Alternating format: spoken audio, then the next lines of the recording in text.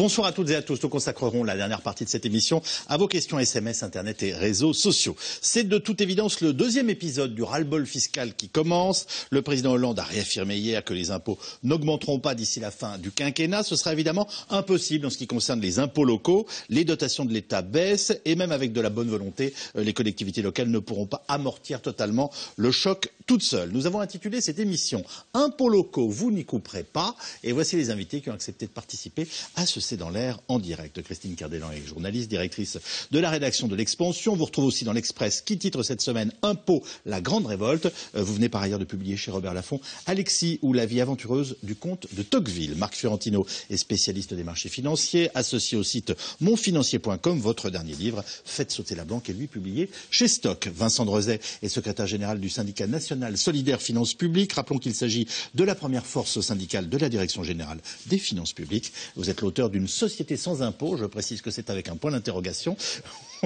Aux éditions, aux éditions des Liens qui libèrent. Enfin, Stéphane Baudet est président de l'association des maires de l'Île-de-France. Vous êtes vous-même maire UMP de Courcouronnes dans le département de l'Essonne. Peut-être une première question, Christine Cardellan. Est-ce que la pression fiscale française est vraiment, on va dire, hors norme ? Oui, je crois qu'on peut dire qu'elle est hors norme, puisque les prélèvements obligatoires sont de 46% en France, je crois. Les seules personnes qui nous battent, le seul pays qui nous bat, c'est le Danemark. Oui. Et sinon, tous les pays de l'OCDE sont dans des prélèvements beaucoup plus faibles, 34% en moyenne. Donc on est vraiment très au-dessus de tout le monde. Ça peut expliquer beaucoup de choses. Bah oui, comment expliquez-vous cette différence de 10 points si elle est avec nos voisins ? Ce sont les charges sur les entreprises et puis les impôts sur les ménages. Je crois que ça s'est fait peu à peu, si vous voulez. Il y a un siècle, la France n'était pas plus imposée que les autres pays, et puis ça s'est fait peu à peu. Marc Fiorentino ?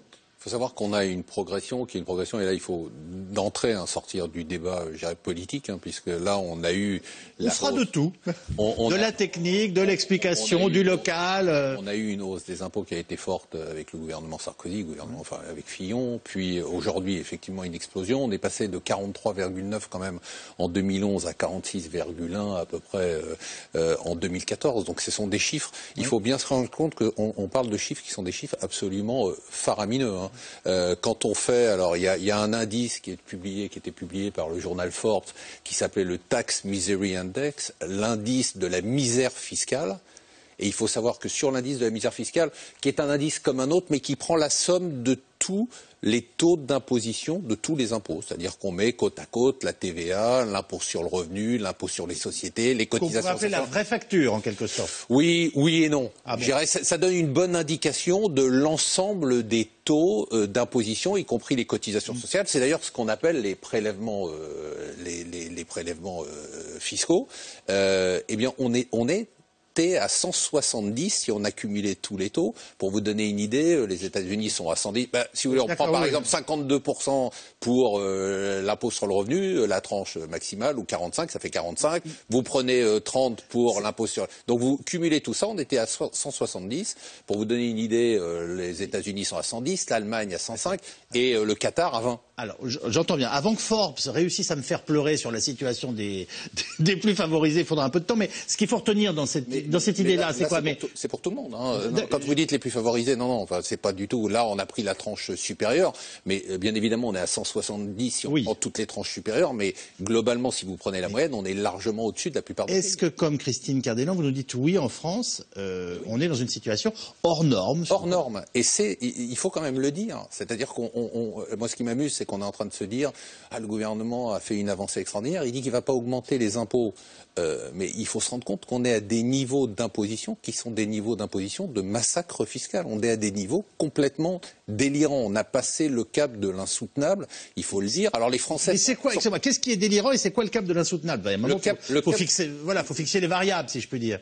Alors, le cap de l'insoutenable, il est défini d'abord... Moi, je pense que psychologiquement, à 40%, il y a une sorte de premier plafond... Il n'y a pas de chiffre. Déjà, oui, mais alors vous ne pouvez pas me dire c'est l'insoutenable. Non, mais ce que je veux dire, c'est qu'il n'y a pas un chiffre absolu. Il y a une comparaison par rapport à d'autres pays. Et puis, finalement, ce que vous dites, c'est intéressant parce que c'est exactement ce que disent les gouvernements successifs. C'est-à-dire, on pousse parce qu'on ne connaît pas le chiffre à partir duquel les gens vont être dans un tel état de ras-le-bol qu'ils vont arrêter de consommer. Mais maintenant, on le sait.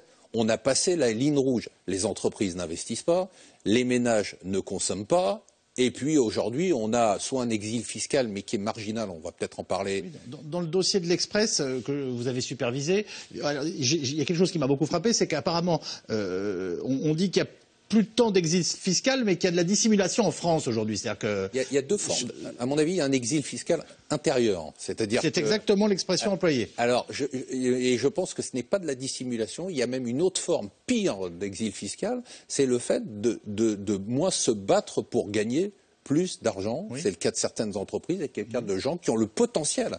Et c'est ceux qui peuvent créer des emplois, de gagner plus d'argent en se disant, finalement, 50 000 € de plus, qu'est-ce que ça va me rapporter en net ? Pas grand-chose, donc je travaille 3 heures de moins. Vincent Drozet, ça fait 5 minutes qu'on explique que vous poussez quand même le bouchon beaucoup trop loin. Même si vous n'êtes pas responsable, puisque vous ne faites qu'appliquer tout simplement les différentes lois de finances et les différentes politiques qui ont été menées dans notre pays depuis des années. Non, mais il faut repartir de la notion de prélèvement obligatoire qui a été avancée, avant de savoir si c'est trop peu, etc. Déjà savoir de quoi on parle, parce que, y compris, il y a des raisons qui expliquent ça. Les raisons, c'est qu'on a un système de sécurité sociale en France qui explique plus de la moitié des prélèvements obligatoires. Donc, partant de 46, on arrive en 23% de recettes sociales, un peu plus même, et donc l'autre moitié, ce sont les impôts d'État, les impôts locaux. C'est 50% de nos impôts, c'est la Sécu, c'est notre système social. C'est le système social. Un peu plus de 50%. La proportion se retrouve dans les dépenses publiques. C'est fondamental de comprendre ça, quoi qu'on en pense, parce que ça explique que sur les retraites, les dépenses d'assurance maladie, le chômage, eh bien, ce sont les premières dépenses publiques en France. Ce qui veut dire par ailleurs, c'est fondamental, mais vous remarquerez que on le met de plus en plus en cause. C'est-à-dire que c'est quand on attaque la durée de l'indemnisation chômage, vous voyez ce que je veux dire? Ça veut donc bien dire que sans que tous les gens qui tiennent ces propos ou qui trouvent que c'est excessif soient définitivement tournés le dos à la solidarité, ils se disent qu'il y a un excès. Voilà, je veux vous le faire remarquer. Moi, juste sur la photographie. Oui, bien sûr, pardon, je vous ai interrompu. Il faut juste dire que tout ce qui relève de la sécurité sociale représente un peu plus de la moitié des prélèvements obligatoires et des dépenses publiques. Pourquoi je dis ça? Parce que ça veut dire que si on prend les dépenses de l'État et des collectivités locales stricto sensu, on est dans la norme. La spécificité française, c'est la sécurité sociale. Alors, ce qui ne veut pas dire qu'aujourd'hui, tout va bien dans le meilleur des mondes. C'est pas ça le propos. Mais il faut comprendre ça, parce que quand on va chez le docteur pour se faire rembourser, eh bien, c'est une redistribution par les prélèvements obligatoires. Après, on a un système fiscal et social marqué par une grande complexité, une grande instabilité et une grande injustice. Et ça fait partie des éléments qui expliquent le ras-le-bol fiscal. Alors, pourquoi on en est là? Parce qu'historiquement, on a fait ce choix-là. Voilà. Il y a des raisons, notamment économiques. Lorsqu'il y a une crise, il n'y a pas de croissance. Mécaniquement, il y a une hausse du taux de prélèvement obligatoire et une hausse des dépenses publiques parce qu'il faut venir financer des dépenses sociales qui sont inscrites dans la sécurité sociale. Les départements financent le RSA. Et donc, mécaniquement, on a une hausse des dépenses publiques. Et puis, le fait de faire pression sur l'action publique de manière générale, sur l'investissement public, notamment je pense aux collectivités locales, n'alimente pas la machine économique. Il y a un cercle infernal. Ce qui est vrai, c'est qu'aujourd'hui, il y a une dégradation de l'action publique, une augmentation des impôts, et que ça alimente un ras-le-bol global qui a plusieurs dimensions, dont une dimension fiscale. Vous, que je crois honnête intellectuellement, je vous ferai jamais dire qu'on paye trop d'impôts en France? Moi, je pense qu'il y a des catégories qui payent trop d'impôts, effectivement. Oui. Il y a une mauvaise répartition de la charge fiscale et sociale, pour le faire court. Je vais prendre l'exemple des entreprises et des classes moyennes. Au niveau des entreprises, à l'évidence, et ça a été à peu près tous les travaux, je veux dire, un peu sérieux sur la question montrent que les PME payent trop d'impôts. On peut le dire, c'est pas tabou, c'est une réalité. Il y a une différenciation des taux réels d'imposition qui n'est pas comprise par les PME. Ce qui, pour le coup, peut les empêcher, effectivement, dans leur activité économique, de progresser. Et pour les classes moyennes, c'est à peu près pareil. Et qui incluez-vous dans les classes moyennes? Les classes moyennes, alors évidemment, la définition est large. Je sais, c'est très compliqué, mais les classes moyennes, lorsqu'on est imposé à l'impôt sur le revenu, à la taxe d'habitation, même si on bénéficie parfois d'un dégrèvement, lorsqu'il y a un poids de la TVA qui est important, oui. Lorsqu'on est soumis à ces divers prélèvements, qu'on a subi des hausses d'impôts ciblées des gouvernements Fillon ou Hérault dernièrement, légitimement, on peut s'interroger sur le fait que certains fraudent, optimisent et on se retrouve à payer. On se retrouve à payer pour un système qui n'offre plus la contrepartie en termes d'action publique, et pour un système qui est en crise et dont on ne se sent pas responsable. On se dit, mince, on paye la dette publique, elle ne cesse d'augmenter, finalement la hausse d'impôts ne sert pas à grand-chose, et en plus je n'ai pas le retour escompté. Et ça, c'est un sentiment effectivement très, très profond. Rappelons que François Hollande vient une nouvelle fois de réfuter toute hausse d'impôts jusqu'à la fin de son quinquennat. À droite, on s'amuse, parfois en oubliant un peu ce qu'ont été les hausses d'impôts sous Nicolas Sarkozy, et le député UMP, Jérôme Chartier, a consciencieusement relevé ce qu'il appelle l'ensemble des événements fiscaux depuis l'élection de 2012. Il arrive à une facture de 90 milliards. Où, comment, pourquoi? Explication de ce spécialiste de ces questions, par ailleurs, rappelons-le, proche de François Fillon. Sarah Sisman, Stéphane Lopez. À l'Assemblée nationale, le député Jérôme Chartier ne boude pas son plaisir. Depuis qu'il a publié hier une liste exhaustive des nouveaux impôts créés par François Hollande, ça répercute sur Twitter, c'est juste stupéfiant. il fait le buzz. Les gens sont absolument impressionnés d'observer à quel point, en fait, l'État a pris de l'argent dans leur poche à travers plus d'une centaine de ce que j'appelle des événements fiscaux, c'est-à-dire à la fois des taxes qui augmentent, des impôts qui augmentent, des impôts qui sont créés, des taxes qui sont créées. Le député, proche de François Fillon, s'est plongé dans les lois de finances et a sorti sa calculette. Ainsi, selon lui, depuis mai 2012, une multitude de nouvelles taxes, au nom parfois barbare. La suppression des allègements sociaux attachés aux heures supplémentaires, ou encore la limitation des niches sociales sur l'épargne salariale. Au total, c'est 92,3 milliards d'euros de hausse d'impôts pour les ménages. De l'autre côté de la balance, 48 suppressions ou baisses d'impôts, comme par exemple la baisse de l'impôt sur le revenu pour les ménages modestes ou la réforme de l'imposition des plus-values immobilières, soit une baisse de 11,4 milliards d'euros. C'est un massacre fiscal parce que on ne l'a pas vu et on l'a ressenti. C'est terrible ce qui s'est passé depuis 30 mois. Depuis 30 mois, c'est en net, réel, c'est 80 milliards d'euros qui sont sortis de la poche des Français pour aller dans celle de l'État, sous diverses solutions, avec divers moyens. Et tout cela pour que les Français puissent ne pas le ressentir, puissent ne pas se mobiliser contre. Or, en vérité, ils l'ont ressorti dans leur vie quotidienne. Ils ont bien vu qu'ils avaient moins d'argent. Les ménages trinquent et les entreprises aussi. Il y a certes eu le crédit d'impôt compétitivité ou encore l'allègement des cotisations patronales, mais il y a surtout eu beaucoup de nouvelles hausses. Au final, les entreprises ont versé à l'État plus qu'elles n'ont reçu. Aujourd'hui, il manque 9 milliards. Ça veut dire que les entreprises n'ont pas de gain de compétitivité. Elles ont perdu 9 milliards. C'est 9 milliards de capacité d'investissement en moins. C'est 9 milliards pour pouvoir embaucher des Français. Au total, c'est donc une augmentation de 90 milliards d'euros d'impôts en 2 ans et demi. Pour arriver à ce résultat, le député a dû se livrer à un vrai travail de fourmi, compiler des centaines de données. Une opacité dénoncée par Jérôme Chartier, qui souhaite que dorénavant, l'ensemble des taxes et impôts soient affichés clairement lors de la présentation de la loi de finances. Alors, Jérôme Chartier est un opposant, mais il a une calculette qui fonctionne comme toutes les calculettes. Vous savez, ce qui me paraît le plus frappant dans ce qu'il nous dit, c'est cette notion de dissimulation et donc d'illisibilité. Et c'est pour ça qu'il dit qu'il faudrait que ça passe notamment pour une loi de finances. Est-ce que vous êtes d'accord avec cet aspect de dissimulation? Est-ce que la complication, l'aspect non direct de tous ces prélèvements contribue, favorise finalement ce qu'on peut appeler de la dissimulation? Qu'en pensez-vous, Stéphane Baudet?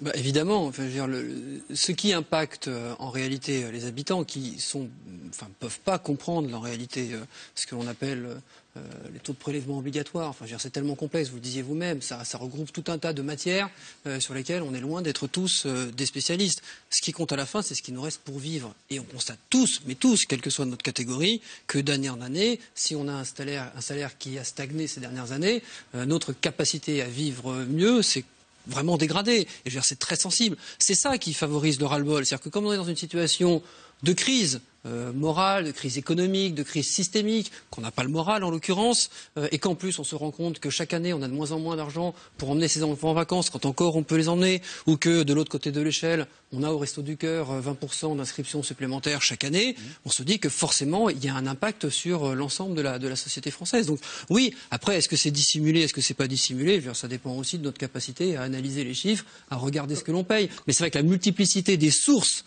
de paiement, les taxes elles-mêmes directement, auxquelles on ne comprend pas, on ne comprend pas d'ailleurs qui les prélève. Est-ce que c'est la commune, le département, l'agglomération, l'État? Quand une ville vous dit je n'augmente pas les impôts cette année, je vote des taux zéro, mais comme la part de l'État a augmenté 1%, vous vous faites tirer les oreilles par les habitants qui disent mais si, sur ma facture, ça a quand même augmenté. C'est illisible et pour nous en plus sur le terrain, c'est particulièrement difficile à expliquer. Alors, on reviendra très spécifiquement, bien entendu, sur cette question de ce qui avait été présenté parfois comme l'apocalypse à venir de nos impôts locaux. Vous êtes directement concerné en tant que maire. La notion de dissimulation, vous reprenez le terme, vous? Non, mais la notion de complexité, oui. C'est-à-dire qu'il faut se rappeler quand même, dissimulation, le terme est un peu fort. Je pense que l'objectif n'est pas la dissimulation. Je pense qu'on a une accumulation de strates avec, vous vous rappelez, il y a quelques mois, le projet de simplification fiscale. On devait avoir un grand choc. Il y a une des promesses du candidat. C'est-à-dire qu'on a eu un grand choc, mais pas de simplification. Une des promesses du candidat Hollande était justement, une des 60 promesses, c'était justement la simplification. On devait avoir, la fusion entre autres entre l'IR. Enfin, il devait y avoir plein de choses qui ne se sont pas passées. Ce qu'on a vu, c'est qu'on a eu une accumulation de nouvelles taxes, de nouveaux impôts, de nouveaux prélèvements. Mais je dirais que l'aspect lisibilité est lié à cette complexité et on est arrivé aujourd'hui à la fois à un chiffre qui devient un chiffre insupportable et insoutenable. Ça, c'est une réalité parce qu'on le sent dans tous les agrégats économiques. Tous les pays redémarrent. Nous, on commence à redémarrer un peu. Ce que vous disiez tout à l'heure sur la crise est juste, mais tous les pays ont connu la crise. Et parfois des crises beaucoup plus brutale que la nôtre. Donc le taux de prélèvement obligatoire, il n'a pas augmenté de la même façon dans d'autres pays. Donc il y a aussi, comment on explique cette hausse, juste un mot, c'est par le fait que c'est d'une facilité absolue. Quand vous demandez aux Français de payer un impôt supplémentaire, ils le payent. Et ça, c'est quelque chose d'extraordinaire. C'est une facilité pour un politique au gouvernement qui est fantastique. Entreprendre des décisions difficiles de réduction des dépenses publiques avec des castes qui vont tout bloquer et de l'autre côté dire on fait une taxe de 1% supplémentaire. Bon, c'est tellement simple, vous faites 1%, ça fait rentrer 4 ou 5 milliards et on fait rentrer l'argent. Ça explique que j'ai vu passer beaucoup de questions SMS qui n'étaient pas quand est-ce que ça va arrêter d'augmenter, mais qui étaient déjà quand est-ce que ça va commencer à baisser. Mais c'est ça le sujet, parce qu'on est déjà à un niveau qui est absurde. Donc dire que maintenant c'est une bonne nouvelle parce que ça ne va pas monter, on est à un niveau où on est déjà asphyxié. Bon. Donc la question c'est de savoir quand est-ce qu'on va baisser. Je termine mon petit tour de table sur la... Oui, que vouliez-vous dire? Ce qui est d'ailleurs à la fois juste et faux, c'est-à-dire qu'il n'y a pas, depuis les annonces du président de la République qu'il n'augmenterait pas les impôts à partir de cette année, l'annonce elle-même d'une certaine manière est respectée puisqu'il n'y a pas de prélèvement nouveau. Sauf que l'impact des prélèvements décidés précédemment s'accumule d'année en année. Et du coup, la sensibilité d'augmentation fiscale, on va encore la vivre pendant 2 ans. Alors, Marc Fiorentino nous dit que les Français acceptent relativement en Bretagne. Non, mais en Bretagne, excusez-moi, ce qui s'est passé, la façon dont on a brûlé des portiques prouve qu'il y a en effet des ras-le-bol fiscaux qui peuvent devenir violents, brutaux et en plus auxquels on donne raison a posteriori. Donc mais l'argent entre.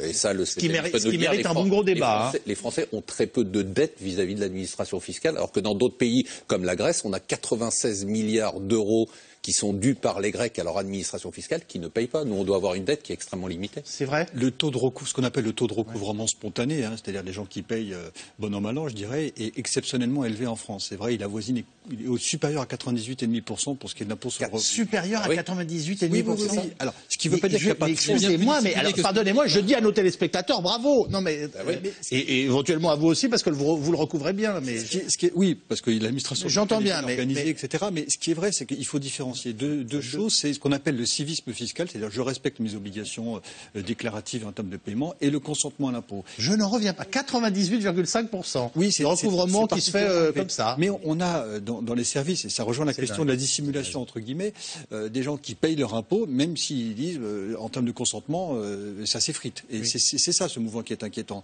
Mais par rapport je comprends mieux pourquoi tout le monde me parle de ces impôts. C'est que finalement tout le monde le paye. Donc c'est ça que je viens de comprendre. Oui, historiquement en France, c'est un débat très compliqué, avec des rapports, vous avez dit, il y a des révoltes fiscales, puis en même temps, on a un débat fiscal historiquement très marqué en France, sur la progressivité, sur la réforme fiscale, etc. Mais sur la dissimulation, ce qu'on a vu dans les services, c'est qu'il y a des mesures qui sont liées à la complexité, c'est vrai, qui ont été prises, pas nécessairement d'ailleurs annoncé sur tous les toits, et une année, et puis l'année d'après, les avis d'imposition arrivent, et là, on voit quelque chose. Alors, il y a des mesures, il y a la majoration de 10% pour les retraités qui ont 2-3 enfants, qui est devenue imposable. Il y a la demi-part des parents isolés dont on a durci les conditions, et tout ça s'est retrouvé au fil du temps. Et ça a alimenté ce ras-le-bol parce qu'on s'est dit, ce qu'on a vu, c'est les contribuables qui nous disaient, ça n'a pas été dit. Alors certes, ça a été dit au Parlement, ça a été débattu, etc. C'était dans les dossiers de presse du gouvernement, mais ça n'a pas été publiquement dit. Attention, voilà ce qui va être payé. Et c'est vrai que ce sentiment-là a été très prégnant. Et sur le nombre de personnes qui viennent nous solliciter, on a de fréquentes remontées au-delà des difficultés que les Français rencontrent. Avant de donner la parole à Christine Cardelan, juste une question de curiosité, puisque c'est vous qui recevez les sous.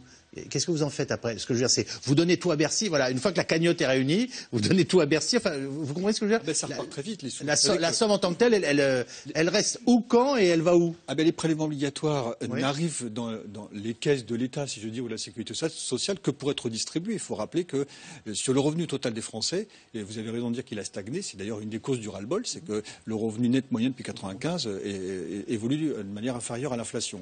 Mais bon, au-delà de ça, quand vous prenez les prélèvements sociaux, ils forment un tiers du revenu des Français. Un tiers, c'est redistribué. Il y a l'action des services publics et les aides aux entreprises qui sont également importantes. Et il y a les salaires des fonctionnaires, mais de la même manière, lorsque je vais acheter ma baguette, je finance le salaire de la personne qui nous sert. Bon, voilà, il y a tout ça. Donc ça repart immédiatement. Ça repart immédiatement. Ah oui, oui. Bon. Il y a une différence avec la baguette. Quand on achète une baguette, on sait ce qu'on achète. Quand on donne de l'argent à un fonctionnaire, on ne sait pas quel service on va avoir.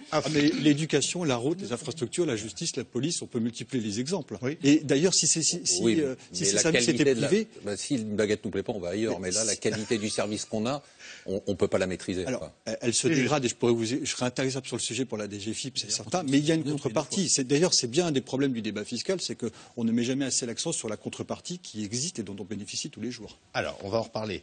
Christine Cardelan.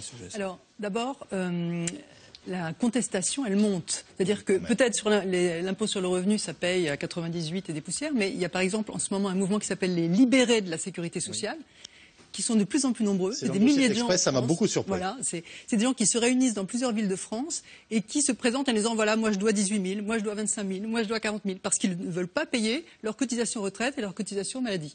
Donc ça, c'est le premier point. La contestation, elle monte. Deuxième chose, c'est vrai que ça a été très astucieux la manière dont le gouvernement a fait passer toutes ces hausses d'impôts, parce qu'il y a parfois des hausses de prélèvements, parfois des baisses de réduction d'impôts, genre allocation familiale, etc. Et on dit ah non, c'est pas une hausse d'impôt, c'est juste une baisse d'une niche précédente, mais le résultat est le même pour les Français.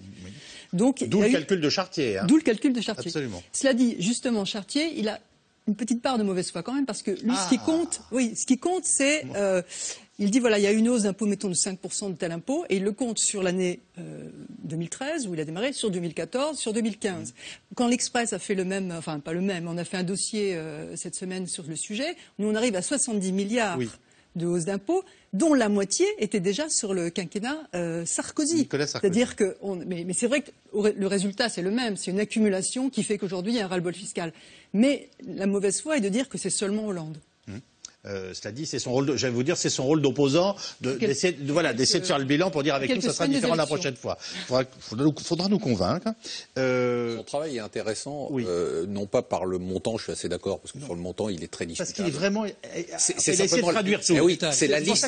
C'est pour ça que c'est un travail très intéressant. C'est les 100 lignes qui sont affligeantes parce qu'on s'en rend pas compte.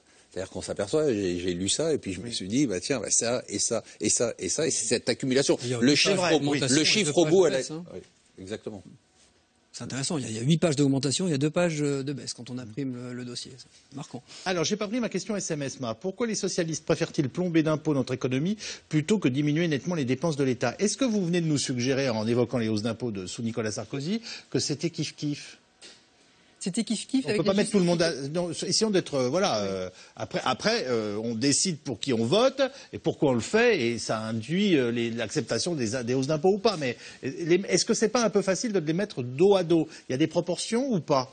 Non, je dirais que c'était kiff-kiff, mais avec le prétexte sérieux, au moment de Nicolas Sarkozy, de la crise mondiale qui est arrivée. Et là, effectivement, il fallait faire quelque chose, et donc il fallait réinjecter de l'argent dans l'économie, et donc forcément prélever davantage d'impôts. Probablement. Tous les pays l'ont fait. Sauf qu'après, ils ont arrêté.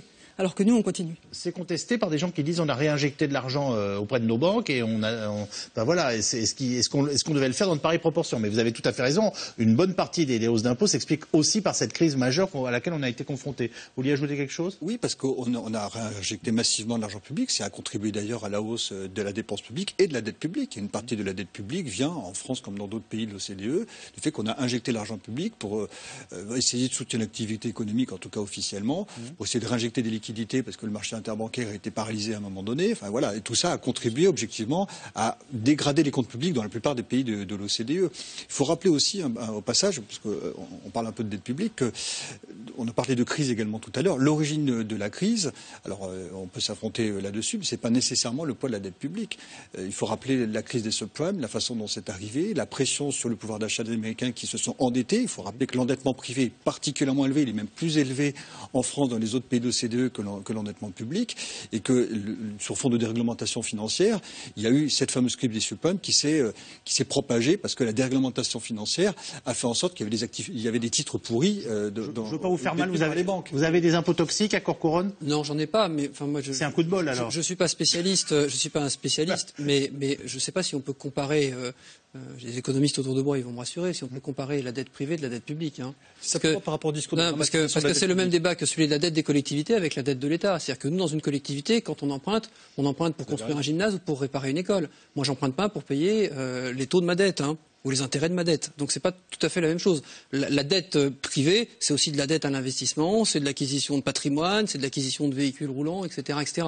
Donc je pense qu'il faut faire attention à ne pas comparer les deux. Il y a plusieurs dettes privées, il y a plusieurs dettes publiques aussi, puisqu'il y a une part d'investissement, puis une part parce qu'on n'arrive pas à couvrir les charges. Il y a une part qui provient de la dette, de la crise, pardon. Donc il y a plusieurs dettes dans la dette publique. Marc Ferrantino. Il y a eu une accélération, c'est-à-dire qu'il y a eu une dégradation sous Sarkozy avec le gouvernement Fillon qui a été vraiment assez lourde, mais il y a eu une accélération. Dans les 2 dernières années, si on regarde l'accélération du taux des prélèvements obligatoires, il y a eu une accélération. C'est-à-dire qu'on a eu une augmentation qui est beaucoup plus forte sur les 2 dernières années. Je reviens aux préoccupations de nos téléspectateurs. Quand on accélère pour doubler une voiture, on n'est pas obligé de continuer d'accélérer. Vous voyez ce que je veux dire? On peut se rabattre une fois qu'on a. Mais nous, le problème, une fois qu'on a doublé, le problème, c'est de se rabattre. Voilà, mais le problème, c'est qu'on reste. Là, on est en train de nous dire, on va pas accélérer, on va rester à cette vitesse. Ouais. Mais cette vitesse est tellement élevée qu'elle est dramatique. Et je voudrais quand même revenir, parce qu'il faut comparer avec d'autres pays. On a des pays à côté de nous, on ne va pas toujours citer les mêmes, qui ont des modèles qui sont sociaux, qui sont quand même assez similaires aux nôtres. Je ne parle pas des États-Unis, je ne parle pas de l'Angleterre, où on peut dire le modèle anglo-saxon, qui peut être extrêmement brutal.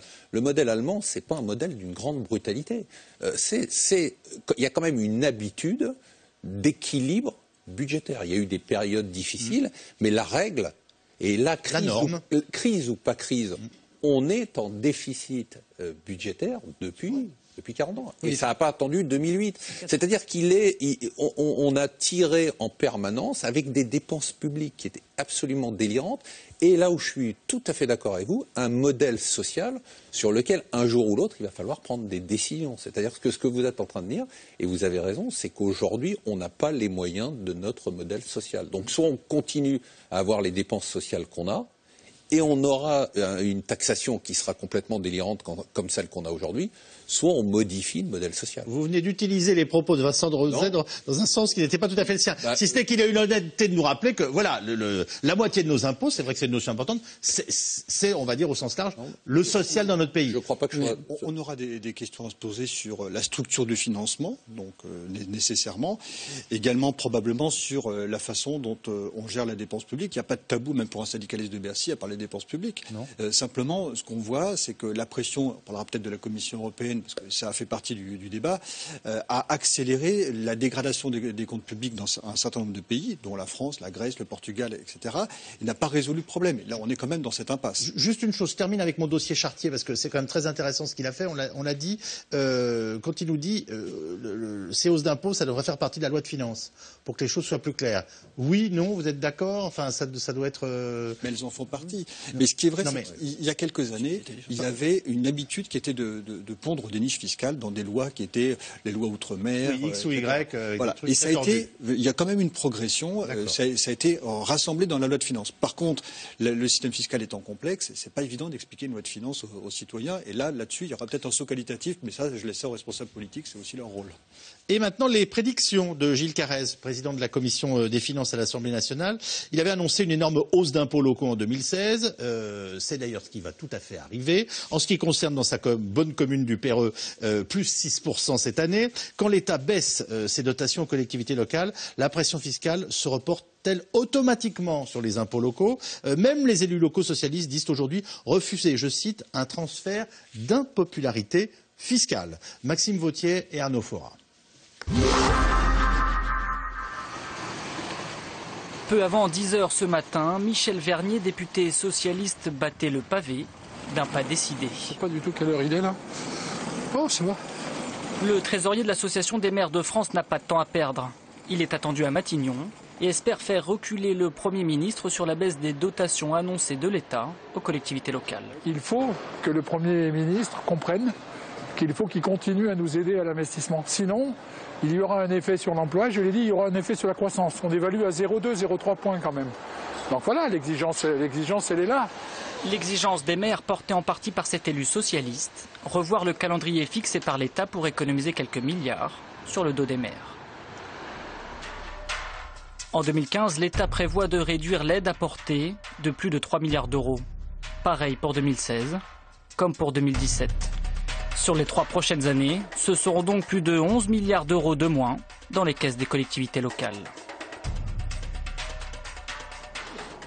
Derrière les murs de Matignon, le Premier ministre a donc ce matin tendu l'oreille aux doléances de l'Association des maires, mais pas plus. Pour espérer mieux, les maires repasseront donc fin mai. En attendant, le discours pourrait se durcir quelque peu. Nous connaissons l'État, nous savons les contraintes du pays, nous savons qu'il faut réduire les déficits. Je rappelle qu'on réduit les déficits parce qu'il faut réduire la dette et que dans la dette publique, 80% de cette dette, des 2000 milliards, c'est l'État, moins de 10% sont les collectivités locales et à peine 4% ce sont les communes. Donc il faut aussi demander à celles et ceux qui portent le plus la responsabilité d'assumer aussi le plus d'efforts. En attendant, les efforts, ce sont donc les citoyens qui vont devoir les fournir. Dans son bureau de l'Assemblée nationale, le président de la Commission des finances est formel.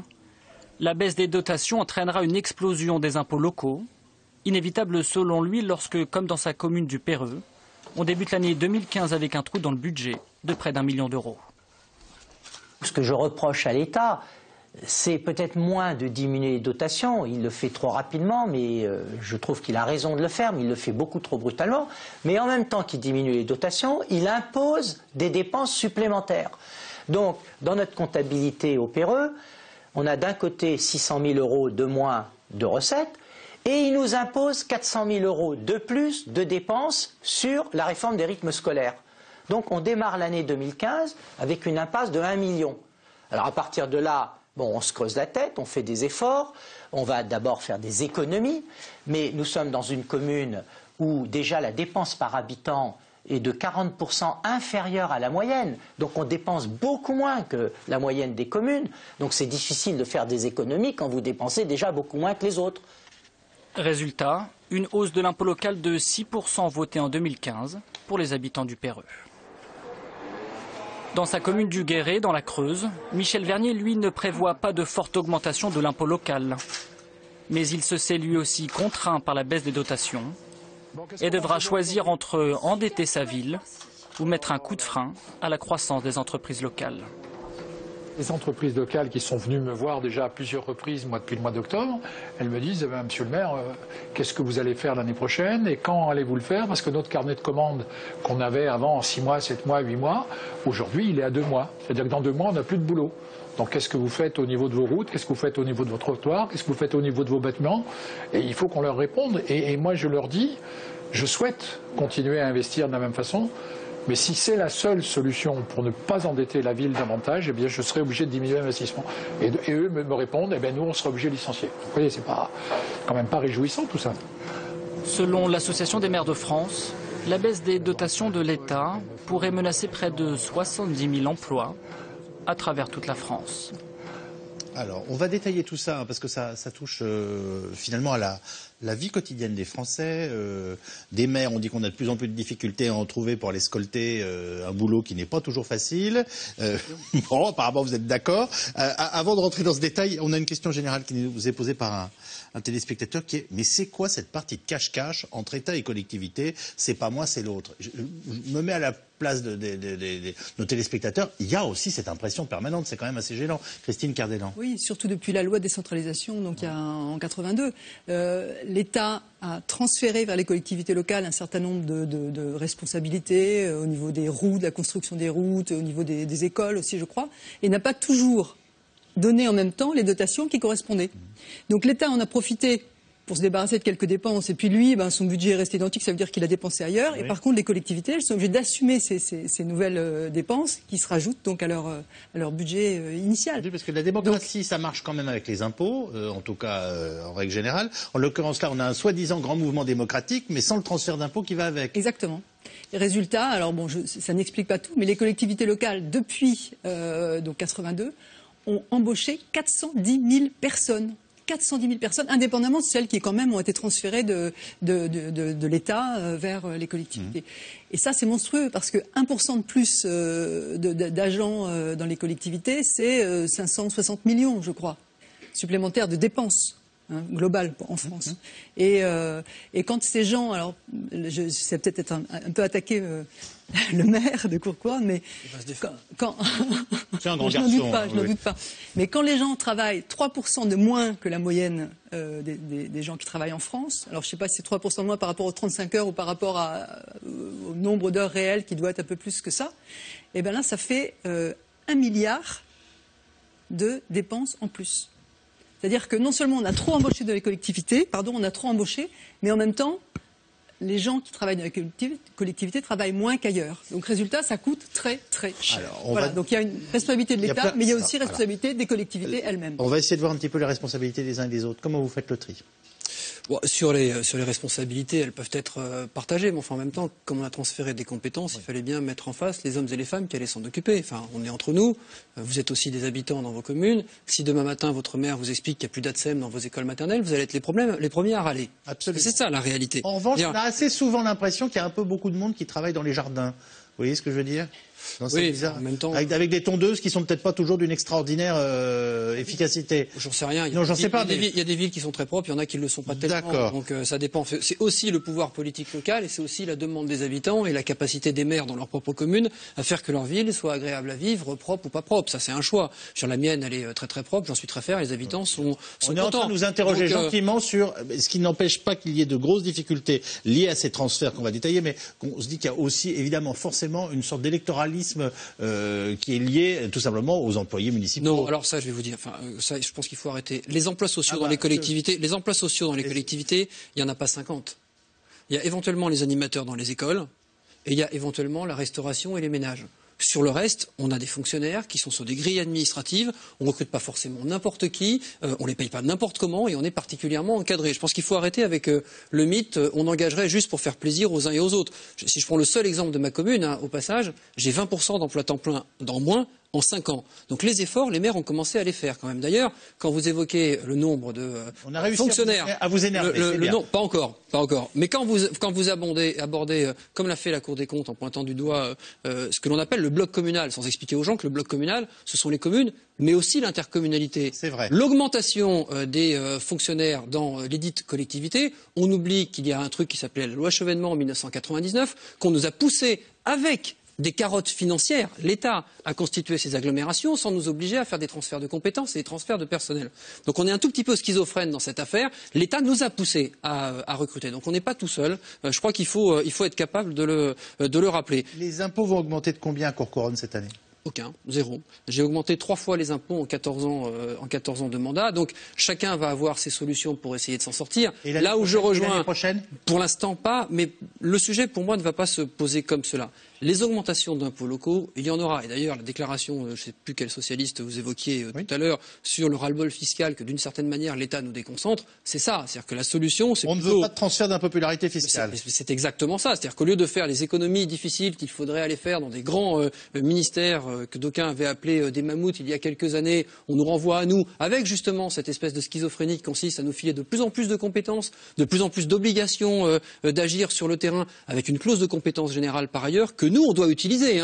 Parce que quand, par exemple, une commune comme la mienne construit des locaux pour les Restos du Cœur ou pour une épicerie sociale, ce qui n'est pas dans mes compétences, je veux bien qu'on vienne m'expliquer que je ne devrais pas le dépenser, par exemple. Donc on a des dépenses obligatoires sur le terrain sur lesquelles on s'adapte à la réalité de nos populations. Et de ce point de vue-là, d'ailleurs, il y a évidemment une inégalité de traitement d'une ville à l'autre, qu'elle soit riche ou pauvre. Monsieur le maire, est-ce que vous allez être obligé de prendre des mesures, on va dire, de réduction de fonctionnement des services publics de votre ville? C'est ça qui m'inquiète. C'est ça qui m'inquiète le plus. Aujourd'hui, et si oui, dites-nous concrètement Je vais vous donner des exemples, Voilà. je vais vous donner des exemples très concrets de ce qui va pouvoir se passer. Il y a évidemment la question de l'augmentation de la fiscalité. C'est le levier a priori le plus simple que on est quand même nombreux à vouloir éviter.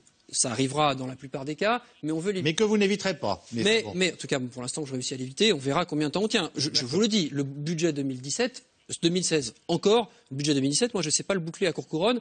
L'AMF annonce quand même déjà la mise sous tutelle probable de 1000 communes en 2015. Il faut quand même en être conscient. Mais là où je suis très inquiet, vous parliez tout à l'heure de modèle social. C'est très intéressant la façon dont on rentre dans le débat du modèle social, parce qu'on y rentre systématiquement par le prisme de la sécurité sociale, par le prisme de la retraite. Mais on oublie que le modèle social à la française, il va beaucoup plus loin. Quand on râle, par exemple, sur l'augmentation d'un billet de train de la SNCF, on oublie que nous sommes des pays européens, ceux qui participent le moins au coût de notre propre transport. Si vous payez 100 € un billet de TGV, vous n'avez payé en réalité que 20% du prix réel de votre propre transport. Quand vous allez à la cantine et que vous payez la cantine de vos enfants, le Français en moyenne paye qu'un tiers de la cantine par le quotient familial. Quand on pense, ou on laisse croire à tout le monde que l'école à laquelle on envoie nos enfants tous les jours est gratuite, qui paye à la fin? C'est ça le modèle social en général. Et là où il n'y aura pas d'augmentation d'impôts, ce qui m'inquiète particulièrement, c'est que c'est justement sur ces tarifications-là qu'on va venir retravailler. C'est sur ce service public-là, sur ce modèle social-là, qu'on va nous renvoyer à nous, les maires locaux, de le détruire. Quels sont les services publics de votre ville qui pourraient demain être affectés? Parce que tout simplement, il va falloir faire des efforts. Est-ce que vous y avez déjà réfléchi? Oui, alors il n'y a pas encore de services publics globaux parce qu'on essaye de retenir cela, mais on est dans des recherches d'économie dont vous n'imaginez pas d'ailleurs, où à la fois l'importance politique. Décoration de Noël, tiens, c'est très intéressant la décoration de Noël. Pourquoi je cite cet exemple? J'ai arrêté les décorations de Noël depuis 4 ans, ça coûtait 80 000 € par an d'électricité pour 3 semaines. C'est le sujet dans ma commune sur lequel je me fais le plus tirer les oreilles. C'est pour vous dire le décalage qu'il y a entre la nécessité d'économie que l'on a à faire et la réalité de ce que nous demandent les habitants. Mais je vais vous donner un autre exemple. Il est insignifiant du point de vue du montant, mais il vous montre jusqu'où on va aller gratter. La loi nous oblige à avoir des équipements publics qui chauffent nos équipements à au moins 19 degrés pendant l'hiver. On a constaté sur ma commune, c'est une norme, qu'à Courcouronne, dans un gymnase par exemple, il fait 20 degrés et demi. Eh bien si je m'amuse à la ramener juste à 19 degrés, j'économise 64 000 € sur mon budget cette année. Donc voilà la nature des économies qu'on va faire. Mais quand ça va commencer à arriver dans les crèches, qui va venir nous engueuler en premier lieu? Les parents, évidemment. Donc la difficulté que l'on va avoir, et justement ce transfert de ras-le-bol, il est là. Il est où dans le fait que l'on va décider à la place des autres d'augmenter les impôts pour assurer un service public de proximité qui reste nécessaire. Enfin, il n'y a pas tellement dans vos communes, en tant que concitoyens, des services publics dont vous souhaiteriez qu'ils s'arrêtent. Sauf peut-être à oser lancer des débats beaucoup plus de fond sur, par exemple, quand on voit ce que ça a donné à la Poste, ça ne va pas être simple à faire accepter, mais sur, par exemple, la création de nouvelles communes pour mutualiser les communes elles-mêmes. Sur, par exemple, est-ce qu'à notre époque, avec le numérique, une mairie qui est ouverte du lundi matin jusqu'au samedi midi, c'est encore parfaitement logique? Est-ce que finalement, si elle était ouverte de 15 h à 18 h, ce serait pas mieux, etc., etc. Ce qui posera petit à petit, par la pyramide. Ça veut dire la diminution du nombre d'employés municipaux, évidemment, ou le non-remplacement de ceux qui partiraient en retraite? Mais évidemment, on n'a pas le choix. Et d'ailleurs, toutes celles et ceux qui pensent que parce qu'on fusionnerait des collectivités du jour au lendemain, qu'on ferait disparaître les conseils généraux, les fonctionnaires disparaîtraient, se mettent un peu le doigt dans l'œil. Il y a un autre sujet d'ailleurs qu'on n'évoque pas. C'est la nécessité d'arrêter avec ce truc très français de clause de compétence générale dans les autres collectivités que les mairies aussi. Quand on va dans des villes et où on peut croiser au coin de la rue à la fois un comité régional de tourisme et puis dans une autre rue un comité départemental du tourisme et dans une autre rue un syndicat d'initiative communale, je ne vous raconte pas en termes de cumul les dépenses sur lesquelles on peut faire des économies. Vous êtes intarissable, j'avais tendance à me dire, oh là là, il en a lourd sur la patate. Alors, mais vous n'avez toujours pas dit quand vous augmenteriez les impôts, parce que ça viendra. Ah ben, mais évidemment que ça viendra. Ah, c'est bien de le reconnaître. Attendez, mais enfin, ça viendra, ça peut venir dans 2 ans, ça peut aussi ne pas venir si on est capable de mutualiser convenablement dans les agglomérations, ça peut ne pas venir si on est capable de saisir la loi parce qu'elle existe sur les communes nouvelles, etc. Mais de manière générale, dans les collectivités, ça va forcément arriver. Et maintenant, le coup de grâce de Bruxelles. Nous venons d'obtenir un nouveau délai de 2 ans pour repasser sous la barre des 3% de déficit, dont François Baroin rappelait d'ailleurs il y a quelques instants dans le précédent reportage qu'il était imputable à 80% à l'État. Le spectre des sanctions n'est pas levé et par ailleurs, il nous est demandé cette année 4 milliards d'économies supplémentaires. Comment? On ne le sait toujours pas. Margot Chouraki, Yvan Vastio. La France, une nouvelle fois sommée par Bruxelles de faire davantage d'économies. Et François Hollande, dans un entretien donné hier aux Parisiens, qui accepte finalement un nouveau tour de vis, tout du moins en apparence. Si Bruxelles demande 4 milliards de plus pour respecter nos engagements en matière de réduction des déficits publics, ils seront trouvés par des économies nouvelles. Je vais être clair sur ce point. Il n'y aura pas d'augmentation d'impôts pour les années 2015, 2016 et 2017. Si on le fait au milieu de l'année, ça ferait normalement un choc de 8 milliards sur l'année. Donc c'est extrêmement complexe, surtout quand on a déjà fait des économies depuis un certain nombre d'années. Il faut rappeler qu'aujourd'hui, la dépense publique progresse moins vite que dans les années 2000, et ça depuis maintenant 5 ans. La semaine dernière, la Commission acceptait d'accorder un nouveau délai à la France, censé faire repasser son déficit sous la barre des 3% du PIB depuis 2013. Mais Bruxelles a cette fois-ci précisé son calendrier et préconise un déficit de 4% en 2015 au lieu de 4,1% comme l'envisageait Paris et de 2,8% en 2017 au lieu des 3% que s'était fixé l'Elysée. La France a déjà annoncé plusieurs réformes au cours de ces derniers jours. C'est un pas dans la bonne direction. Nous attendons un programme ambitieux, national, de réformes plus détaillées d'ici avril. Nous examinerons la situation en mai et déciderons si le déclenchement de la procédure de déséquilibre excessif est nécessaire pour permettre à la France de mener à bien ses réformes. En clair, Bruxelles menace encore de sanctionner la France. Mais hier, un brin d'optimisme est venu pour une fois d'Allemagne. La chancelière, avocate de l'orthodoxie budgétaire, tentait elle de temporiser. La France est en bonne voie. Ma relation bilatérale avec la France me permet de penser que le processus de réforme mis en place est très soutenu. Pour faire de telles économies, le gouvernement devrait se lancer, selon Bruxelles, dans un programme massif de réformes structurelles. Visiblement toujours pas à l'ordre du jour. Alors comment faire ? Dans ses prévisions, Bercy tablait sur une inflation de 1%. Hélas, elle est quasi nulle. Normalement, les prestations augmentent comme l'inflation, les salaires des fonctionnaires augmentent comme l'inflation, et c'est-à-dire on gèle. Et donc on demande à tout le monde un effort, puisque finalement il y a une perte de pouvoir d'achat pour à la fois ceux qui touchent les prestations ou les fonctionnaires qui vont toucher un peu moins de salaire en termes réels. Sauf qu'avec une inflation nulle, ces efforts deviennent nuls aussi, puisque globalement les économies qu'on comptait faire, que le gouvernement comptait faire, partent en fumée. Autre botte secrète de Michel Sapin, la régularisation des exilés fiscaux. Elle a rapporté près de 2 milliards d'euros en 2014. L'État espère en empocher autant cette année. Après les particuliers, ce sont les entreprises qui s'y mettent. Total, la plus grande d'entre elles, a ainsi annoncé vouloir rapatrier en France 9 filiales situées jusque-là dans des paradis fiscaux. Comment expliquer que François Hollande n'ait pas réussi à faire baisser le déficit à 3% comme promis, malgré les hausses d'impôts? Alors ça, je pense que c'est très présent dans l'esprit des Français, c'est de se dire qu'il y a quand même, on l'authentifie depuis le début de cette émission, des hausses d'impôts massives qui ont eu lieu, et que dans le même temps, on a l'impression que nos déficits et le sac qu'on traîne ne diminue pas. Et c'est d'autant plus surprenant qu'on sait qu'on emprunte à des taux qui n'ont jamais été aussi bas. C'est-à-dire que, en plus, avec l'inflation qui est complètement plate, ça permet de maintenir tout ça. Comment on explique ça, Marc Fiorentino ? On le dit, on le répète. C'est une façon de dire où est passé l'argent. Oui, mais c'est très intéressant ce qui a été dit par l'économiste tout à l'heure. C'est le rythme d'augmentation des dépenses publiques n'est pas aussi important qu'en 2000. C'est-à-dire que le fait que le rythme d'augmentation ne soit pas aussi important, c'est un problème. Et c'est pas de ça dont on parle. Non. Il faut qu'il diminue. Il faut que les dépenses publiques baissent.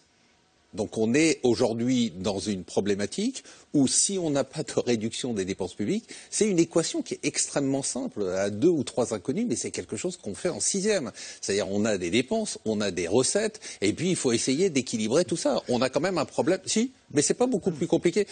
Moi j'ai décroché des maths en 6e, donc pour un mauvais exemple. Justement en 6e, c'est pour ça que je suis resté en 6e, parce que justement je voulais que vous compreniez. Et merci. Quand on voit la façon dont, je reprends toujours cet exemple, l'Allemagne qui est extrêmement clémente avec nous en ce moment, la façon dont l'Allemagne gère ça, le gère de façon extrêmement simple. Alors il faut dire une chose simplement par rapport à votre reportage, il n'y aura pas de sanctions. Si en 2017 on n'est pas à 3%, on leur donnera encore 2 ans. parce qu'on a de toute façon, il ne peut pas y avoir de sanctions contre la France et ils ne peuvent rien faire contre nous. Donc de toute façon, quand Hollande dit je n'augmenterai pas les impôts, il va filer le bébé aux communes, il va éventuellement se défausser à gauche et à droite de certaines dépenses qui ne seront plus dans son budget, et puis il va tenir. Il faut quand même rappeler un élément qui est essentiel, la conjoncture est meilleure. On bénéficie d'une triptyque extraordinaire, c'est la baisse de l'euro, la baisse du pétrole, les taux d'intérêt à zéro. Donc ça veut dire que globalement, on a gagné peu ou prou 0,4 à 0,5% de croissance en plus qu'on n'aurait pas dû avoir si on n'avait pas eu ces éléments-là. Donc ça veut dire que aujourd'hui, c'est l'incantation du gouvernement, c'est de se dire prions pour que la croissance soit supérieure et que ces 4 milliards, on les trouve par le différentiel de croissance, ce qui est possible. Vincent Drezet ? Oui, alors plusieurs éléments et je vais partir de l'Allemagne parce que tout à l'heure on en a un peu parlé. On n'a pas nécessairement les mêmes économies, ils sont assez exportateurs et la demande française justement a permis aussi de tirer l'économie allemande. Et puis il n'y a pas la même démographie. Je vais insister sur ce point-là parce que ça rejoint la question du modèle social.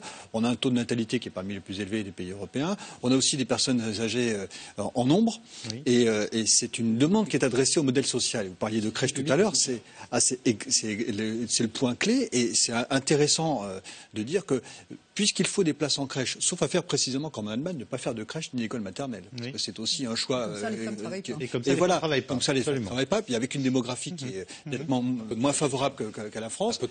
Un peu caricatural. Mais pas faux. Mais historiquement, en tendance bien réelle. Et sur le taux de scolarisation des enfants de moins de 3 ans et de moins de 6 ans, la France, historiquement, scolarise beaucoup plus qu'en Allemagne par l'action publique. Si c'est pas par l'action publique, c'est par l'action privée et par des crèches privées, donc des prélèvements privés. Il faut aussi le dire.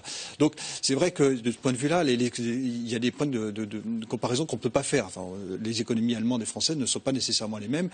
Et de ce point de vue-là, c'est vrai que les leçons d'économie allemande sont parfois mal vécues. Bon. On ne peut pas se réfugier complètement derrière ça non plus. Hein. C'est trop facile. Voilà. On dit ça en permanence. On ne parle pas des États-Unis, on parle d'un pays qui est à nos frontières. Et l'Allemagne, ce que vous décrivez est juste, l'Allemagne a fait des choix en fonction de ses moyens.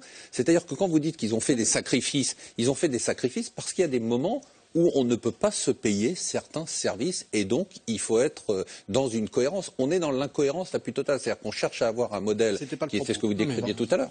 On laisse Vincent Drezet terminer, puis je voudrais que Christine Cardellan prenne la parole. Pour marquer des différences qui expliquaient également un certain niveau de dépenses publiques auquel, en plus, historiquement, on est attaché.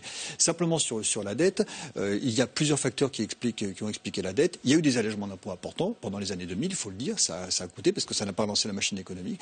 Il y a les taux d'intérêt et puis il y a ce fameux PIB qui reste, puisqu'on est il n'y a pas de croissance, il n'y a pas d'inflation, ça pourrait permettre de résoudre une partie du problème, cette fameuse inflation.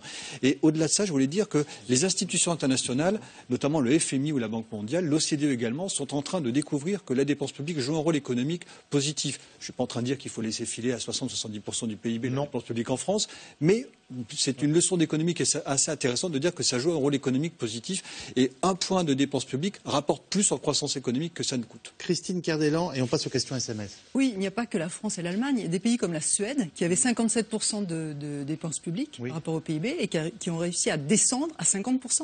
Alors comment ils ont fait ? Sans remettre en cause énormément le modèle social, en le remettant en cause un peu, c'est-à-dire en payant un peu moins longtemps les chômeurs, etc. Enfin, tout un tas de petites méthodes qui ont permis de diminuer un peu le modèle social, mais de garder, disent-ils, l'essentiel.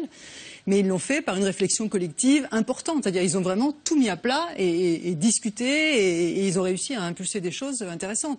L'Allemagne, ça s'est fait plus progressivement. Mais la Suède nous ressemble davantage au sens où ils ont été obligés du jour au lendemain, parce qu'ils, comme nous, ils avaient dépassé le niveau possible, de réfléchir et de tailler là où il fallait tailler, sans simplement, comme le disait Marc tout à l'heure, diminuer le rythme de hausse. Mais cette fois-ci... En dévaluant ce qu'on ne peut pas faire. En dévaluant, c'est vrai. Un mot de Stéphane Baudet et on passe au SMS. Il faut aussi être capable d'assumer, et comme je suis le seul élu autour de la table, je vais le faire encore plus facilement, la responsabilité aussi des politiques, quels qu'ils soient depuis des années, sur leur incapacité à vendre les réformes. Enfin, je veux dire, la question de la pédagogie et de l'accompagnement des réformes, quand je vois qu'on a des gens dans la rue pendant 1 an et demi, quand on passe seulement à la retraite de 60 à 62 ans, la difficulté aussi, ces petites décisions accumulées en Suède, on en prendrait une seule en France, ce serait la révolution. Donc on a aussi cette difficulté-là, et quand je dis la responsabilité des politiques, c'est pas seulement quand ils sont au pouvoir, parce qu'à la rigueur, ils régulent plus quand ils sont au pouvoir, mais quand ils sont en campagne électorale, la démagogie qu'on a entendue pendant la campagne électorale de la dernière présidentielle, que le président Hollande actuel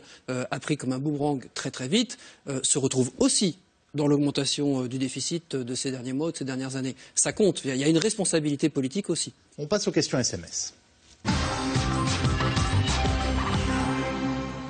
La fiscalité locale, aveugle, abusive, arbitraire, n'est même pas en débat dans les élections locales, nous dit un téléspectateur. C'est vrai ?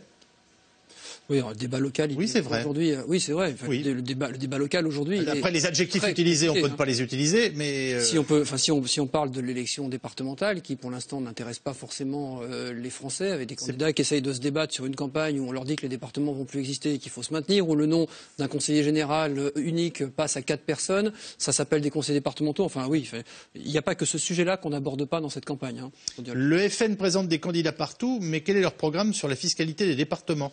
Vous avez entendu des éléments du programme du Front National ? Vous ne serez pas informé là-dessus ce soir. Les élections départementales se joueront-elles sur la fiscalité ou sur le rejet des partis qui ont gouverné ? Voilà. Vous voyez ? Je trouve que les deux se rejoignent. Parce que si le consentement à l'impôt est fragilisé en France, c'est aussi parce qu'il y a une espèce de... Comment dire ? C'est pas seulement parce que la fiscalité est en hausse, c'est aussi parce qu'il y a une sorte de rebelle attitude. Les gens en ont assez d'obéir à des gens qui ne respectent pas. C'est-à-dire que des gens, des politiques qui sont décrédibilisés, qui ne montrent pas l'exemple. Bon, je ne parle pas seulement de Jérôme Cahuzac en Suisse ou de Thévenoud avec sa phobie administrative, mais des gens qui ne font pas justement les efforts de réduction des dépenses publiques qu'on attend d'eux. Comment voulez-vous aller obéir à des gens qui ne sont pas capables de faire le ménage eux-mêmes ? Je suis assez d'accord, c'est très lié, c'est-à-dire que les gens payent les impôts à 98,5%, mais ils réagissent contre les impôts dans les urnes. Donc c'est assez intéressant, c'est-à-dire qu'ils ne réagissent pas en disant j'arrête de payer, parce que de toute façon on payera. Et on paiera toujours. Vous nous dites que la réaction épidermique se fait sur le bulletin de vote. Pourquoi le déficit ne se réduit-il pas alors que ça fait 4 ans que les impôts augmentent et que la dépense est censée baisser ? Parce qu'on n'adresse pas les vrais sujets, qui est le choix du modèle social et la réduction des dépenses publiques en fonction du choix du modèle social. C'est vrai qu'une grosse partie des dépenses, c'est la sécurité sociale. C'est vrai qu'on a un vieillissement de la population. C'est vrai qu'on fait des choix. Et c'est vrai qu'il faut, une fois pour toutes, avoir une sorte de contrat lors des élections avec la population en leur donnant à choisir des modèles sociaux, mais en fonction des modèles sociaux, il va y avoir des sacrifices plus ou moins lourds à faire. Celui qu'on a actuellement ne peut plus fonctionner. Pourquoi il y a le système politique aussi, à mon avis, qui est plus en phase. Enfin, je veux dire, je pense que ça compte aussi. Enfin, le temps de durée du quinquennat n'est pas adapté. Le fait de pouvoir faire 2 quinquennats empêche le président, puisqu'il est toujours conditionné sur sa réélection, de prendre des décisions qu'il faudrait prendre. Enfin, il y a tout un tas d'éléments. Je suis stupéfait de la façon dont, sur ce plateau, depuis 2 ans, on met en cause en permanence, même maintenant, j'allais vous dire, c'est pas les institutions, mais le fonctionnement même de l'élection présidentielle et de la campagne qui dure 2 ans avant, 2 ans après, et où on fait des promesses inconsidérées vis-à-vis desquelles on n'a pas à rendre de compte ensuite. Quand on s'entend, le problème il est presque plus systémique qu'économique. Pardonnez-moi, j'essaie de faire tourner les questions. Les impôts locaux, qui sont les impôts les plus injustes, ne devraient-ils pas être réformés en priorité ? Vous trouvez que ce sont les impôts les plus injustes, vous ? En tout cas, dans ce qu'on appelle la base d'imposition, c'est les plus obsolètes pour ce qui est de la taxe d'habitation et la taxe foncière, parce que les principes qui président à l'établissement des bases datent de 1970. Oui. C'est un mécanisme assez compliqué, on a des locaux types, il y a une surface pondérée, et donc le fait que ça date de 70 fait que ça a été obsolète parce que le marché immobilier a évolué. C'est sûr qu'il a évolué, oui. Alors voilà, et donc il y a une révision des bases des impôts des entreprises qui a été opérée, qui pose d'ailleurs problème. Et cette année est lancée une expérimentation dans 5 départements sur la révision des bases qui serviront pour la taxe d'habitation et la taxe foncière. Oui. Donc c'est un chantier qui est politiquement explosif. Il faut rappeler qu'en 90, il y avait une révision des bases qui avait été faite, mais qui n'avait pas été mise en œuvre parce qu'il y avait trop de perdants. Et on sait que dans toute réforme fiscale, il y a des révision des bases, ça veut dire augmentation forcément à l'arrivée ? Mais pas nécessairement. Oui. Il faut voir ensuite les taux. Dites-le, Monsieur Dreuzel. Non, parce que mécaniquement, pas forcément. Maintenant, compte tenu de l'évolution des besoins, nécessairement, une révision des bases va se traduire par des hausses et par des baisses. Mais globalement, on sait que la tendance de la fiscalité est à la hausse. La taxe d'habitation moyenne depuis le début des années 2000 a augmenté de 40%. Vous avez envie qu'on réforme vos bases, vous, Monsieur le maire ? Ah oui, mais pour des raisons un peu plus particulières. Nous sommes une ex-ville nouvelle et certaines de nos communes ont des bases rurales et d'autres ont des bases urbaines, ce qui fait que du coup on a des taux complètement différents d'une ville à l'autre, qui donnent l'impression aux habitants que les impôts sont pas les mêmes ou sont très différents d'une ville qui imposerait un taux de 15% à une autre qui en aurait 25%. Sauf que comme ça s'impose pas sur la même base, c'est évidemment incomparable. Mais du coup, dans l'esprit populaire, ça compte énormément. Donc oui, si on pouvait rénover nos bases, ce qu'aujourd'hui on ne peut pas faire. faut un rééquilibrage. Est-il vrai que les impôts locaux à Amiens sont le double de ceux à Neuilly? Et si oui, pourquoi? Alors, je vous avoue que je m'en souviens pas. Je pense bien l'avoir lu ou entendu une fois. Ce genre d'une ville à l'autre. Pardon. Sûrement parce qu'il y a beaucoup d'entreprises à Neuilly, non? Généralement, donc voilà, ça alimente beaucoup plus. Il n'y a pas que les c'est la taxe. Qui payent. Oui, voilà. Il faudrait prendre la base, le taux, parce que la base, probablement, certainement n'est pas la même entre Neuilly et Amiens. Il faudrait voir le taux qui est appliqué, ne serait-ce que pour les impôts des particuliers, donc voir ensuite, au regard du tissu économique, ce que ça pèse réellement. Et puis, effectivement, il faut prendre la présence des entreprises, parce qu'il y a quand même la contribution foncière des entreprises qui... Très important. L'une des villes où on paye le moins d'impôts locaux en Ile-de-France, c'est Paris. Hein. Oui, ou Courbevoie, je peux dire, parce qu'il y a la défense. On n'imagine pas d'extérieur si on ne s'intéresse pas au sujet, et pourtant c'est une réalité. Mais ça fait partie, cette complexité, ces déséquilibres de ce fameux ras-le-bol.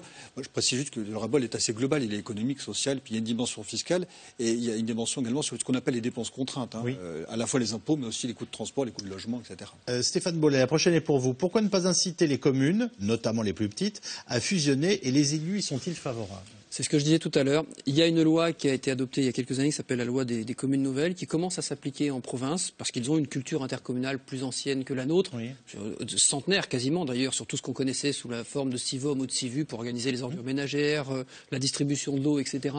Il y a 2 communes, dont une, je crois que c'est à Moret-sur-Loing, il me semble, qui y travaille en Ile-de-France. Moi, je pense que c'est une solution. C'est l'une des solutions d'avenir. On a 36 700 communes. Les Français sont très attachés à leur clocher. Je pense qu'il va falloir trouver un moyen de respecter cet attachement tout en essayant de rapprocher des communes de taille moyenne entre elles. De toute façon, je pense qu'avec à la fois l'effet de la baisse des dotations, mais aussi la perte de pouvoir politique et de représentativité politique, on n'en a pas parlé, mais c'est important, dans les nouvelles grandes agglomérations, les maires y viendront assez naturellement finalement. Pourquoi le Parti socialiste ne s'attaque-t-il pas vraiment à la fraude et aux niches fiscales? Est-ce que vous en avez... Est-ce que c'est quelque chose que vous avez en perception? Ah oui, sur la fraude fiscale, c'est quelque chose sur lequel on est très sensible. C'est 60 à 80 milliards d'euros de manque à gagner pour le budget de l'État. C'est vrai que les exilés fiscaux rentrent au rythme, on le dit là? Alors, certains rentrent. 2 milliards? Parce que les banques suisses, notamment, qui voient se profiler la remise en cause du secret bancaire, les incitent à régulariser. Et puis, pour d'autres, malheureusement les plus gros, la gestion de la fraude est déjà restructurée. On va vers des paradis fiscaux plus exotiques.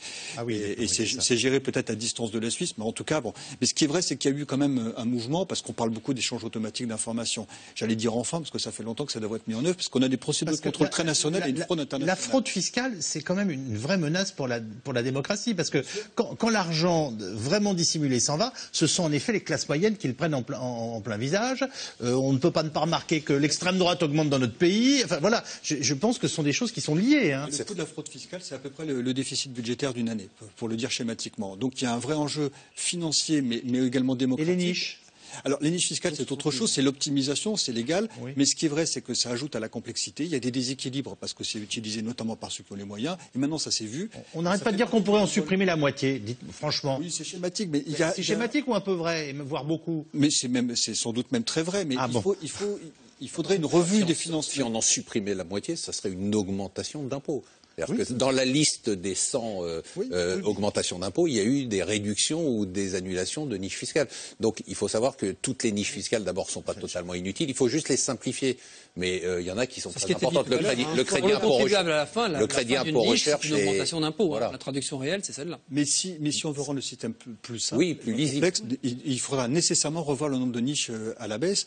Alors après, on dégagera peut-être des ressources. Peut-être qu'il faut faire un peu de chirurgie fine. Il y a peut-être des niches qu'on peut maintenir, mais de rendre un peu plus efficace. Mais objectivement, c'est un enjeu. Si on réduit les niches, que vont devenir les toutous? Alors, les collectivités... Vous avez raison, il y a des intérêts derrière les niches. Oui, c'est évident. Les collectivités territoriales sont en capacité de générer des recettes propres et de se gérer comme des entreprises. Pourquoi ne le font-elles pas? On peut présenter des choses comme ça? Non, les recettes propres d'une collectivité, je veux dire en dehors du foncier, c'est-à-dire de la construction, soit zone d'activité, soit de logement, c'est-à-dire apporter des foyers fiscaux. Le reste de notre tarification, c'est la cantine et les services publics qui rapportent pas grand-chose au regard du budget. Et puis encore une fois, on n'a pas cette culture-là. On n'est pas là pour faire de l'activité commerciale. Les banques vont-elles payer pour le coût des emprunts toxiques qu'elles ont vendus sciemment? Sûrement pas, nous dit Christine Cardellan. Boum. Sûrement pas. Me confirme Marc Fiorentino. Ce qui fait vrai sujet pour les maires. Vrai sujet pour les maires, hein, oui. Et ça fait partie du mécontentement légitime de la population. Absolument. Voilà ce que nous pouvions vous dire donc ce soir sur cette question de nos impôts locaux. Merci infiniment à nos invités d'avoir participé à cette émission. Merci à vous de nous avoir suivis. Ce C'est dans l'air est ce soir rediffusé à 22h35. 22h35. Demain, c'est Caroline Roux qui vous donne rendez-vous dès 17h45 pour une nouvelle émission en direct. Auparavant, Axel de Tarlet et son invité. Et je vous annonce que dimanche, dans C'est Politique, à 18h, c'est Rachida Dati qui sera l'invité de Caroline. Passez une très bonne soirée. À demain. Merci.